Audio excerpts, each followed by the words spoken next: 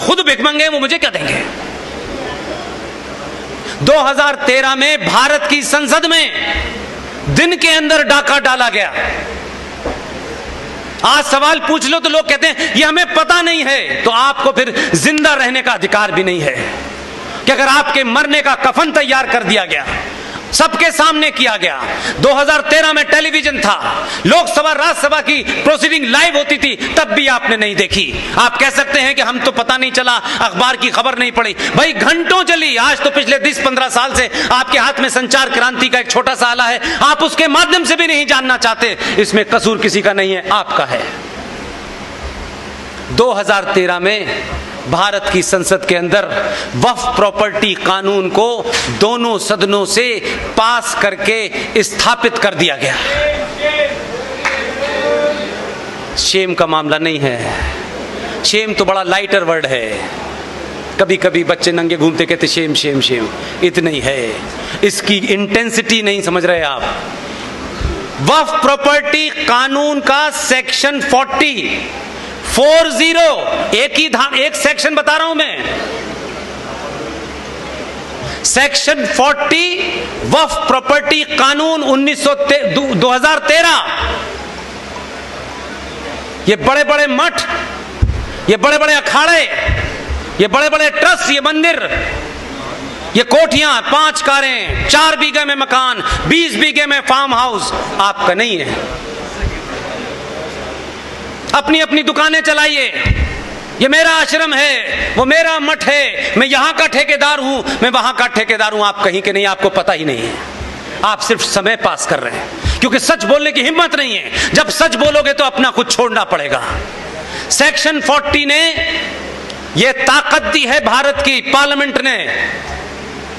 वक्फ property कानून 2013 में वक्फ board के 2 जाहिल मौलाना इसी डीएस कॉलेज के हॉल के बाहर इसका मुआयना करें, आपको बताएं या ना बताएं, कानून है ये। और उसमें कहा गया है 40 में, if they feel, if they understand, अगर उन्हें यह लगता है और उन्हें यह महसूस होता है कि ये हॉल वक्फ की प्रॉपर्टी पे बना हुआ है। वो कानून क्या कहता है अगली लाइन में? वो 2 बेवकूफ किस्म के मौलाना जो यहां जाएं और कहें कि ये डीएस कॉलेज का हॉल जो है ये वक्फ प्रॉपर्टी पे बनाए, हम ऐसा मानते हैं, ये कानून कहता है।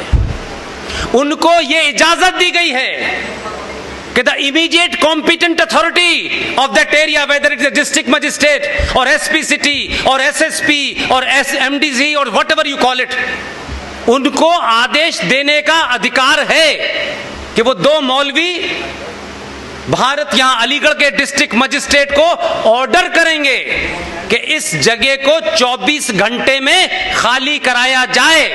डिस्ट्रिक्ट मजिस्ट्रेट को उनका ऑर्डर मानना है, उसको लागू करना है। 24 घंटे में आपको बाहर फेंक करके चाबी वक्फ बोर्ड के पास चली जाएगी। आप अपना कागज दिखाइएगा।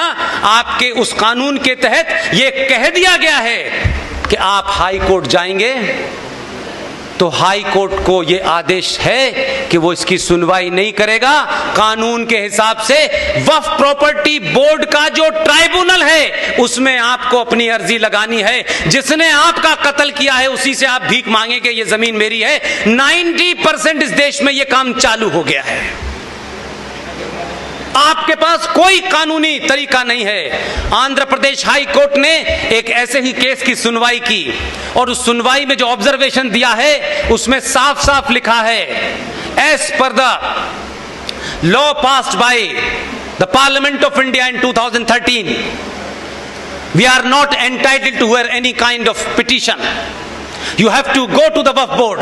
आपको वक्फ बोर्ड में जाकर के मिन्नतें करनी है कि उनको नहीं साबित करना है, उनसे कोई डॉक्यूमेंट नहीं पूछा जाएगा। इसकी ताजा मिसाल अभी 2 महीने पहले हुई है, आपके सामने इसलिए रख रहा हूं कि कुछ भी ऐसा नहीं है कि हो रहा है आइसोलेशन में आपको पता नहीं है। इलाहाबाद में पंडित चंद्रशेखर आजाद एल्फ्रेड पार्क बना हुआ है। उस एल्फ्रेड पार्क में देश के तमाम महानुभाव टहलने जाते हैं। हम कितने इग्नोरेंट हैं, कितने कायर हैं, कितने मक्कार हैं, क्योंकि हम ये चाहते हैं कि हमारी लड़ाई, भगत सिंह लड़े, हम क्यों लड़ेंगे?